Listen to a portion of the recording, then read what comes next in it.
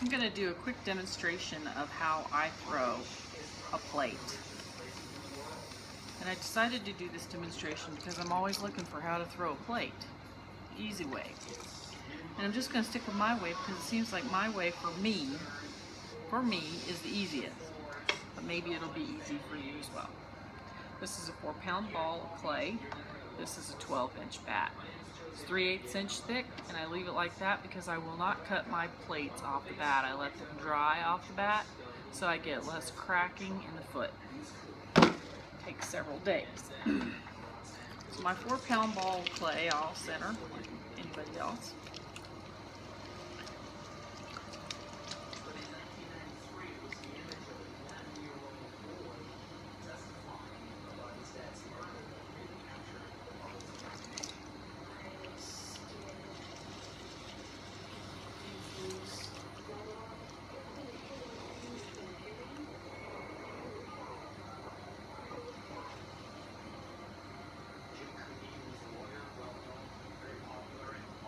I'm only going to cone it twice.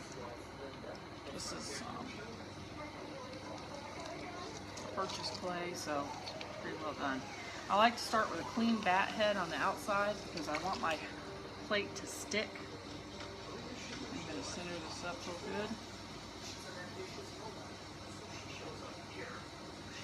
This is just how I center. Everybody's center's different.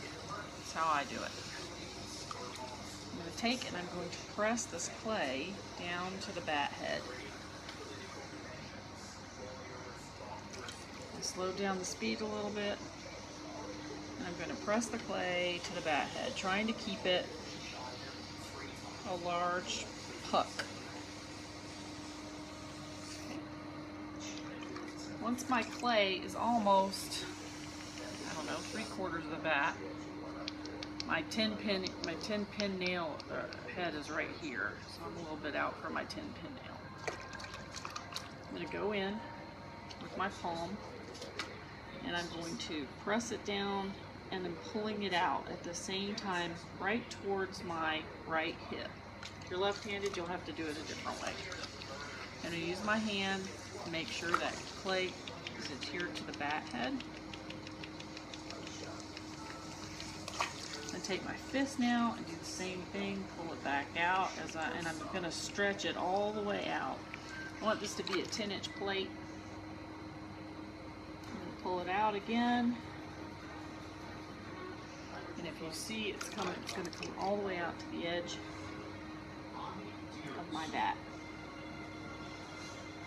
So it's a fairly even, flat pie, flat as a pancake, flat. And I love my mud tool. I go in here and I will compress it. Now I've been compressing the whole time, and I can honestly say I rarely ever, doing it this way, I rarely ever get a big crack in the bottom. In fact, I've made a lot of plates and I can't remember any plates that have had a big S crack in the bottom doing it this way. So this is a big flat piece now. And if you look, it's fairly even all the way around. That took me about, it says on my clock there, 3 minutes and 54 seconds. So once you can get this process down, you can whip out quite a few plates. It is right to the edge of my bat. Right to the edge of my bat. So what I'm going to do now is I'm going to wet my thumb right here and just let a little water slide up. And a lot of you already do this, but I take my thumb and slide it in there. And you can decide. I like to go with my knuckle. I'm looking right here at my knuckle. I like to go right to that. And right where I'm hitting that 10 pin, that 10-inch pin. And that right there could be a plate, just plain out and out plate. You can do a lot of different things from here to make a plate. You can pull it up a little more and push it out. I'm making just fairly generic plates as an award gift. What I'm going to do is I'm going to pull them up just a hair more. and then I shape them with my mud tool a little bit so that I get the same shape for every plate.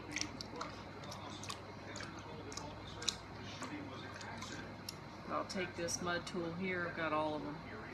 Take this mud tool here and I will push it out a little more, right up some. If you don't over wet it, they pop right off the bat really easily. So, I like a little more of a slant, more plate, less of a bowl. You can take this curve on your rib, you can take that curve and you can make the curve of your plate. And just for me doing that, I get a more consistent shape if I'm making a set. And that's it. That is a plate right there in a nutshell. So if you want to make nice, flat, large dinner plates that are all consistent, this is a good way to do it. I have a 13% shrink rate, and I know that I'll end up with about a 10.5 inch plate. Hopefully that helped somebody.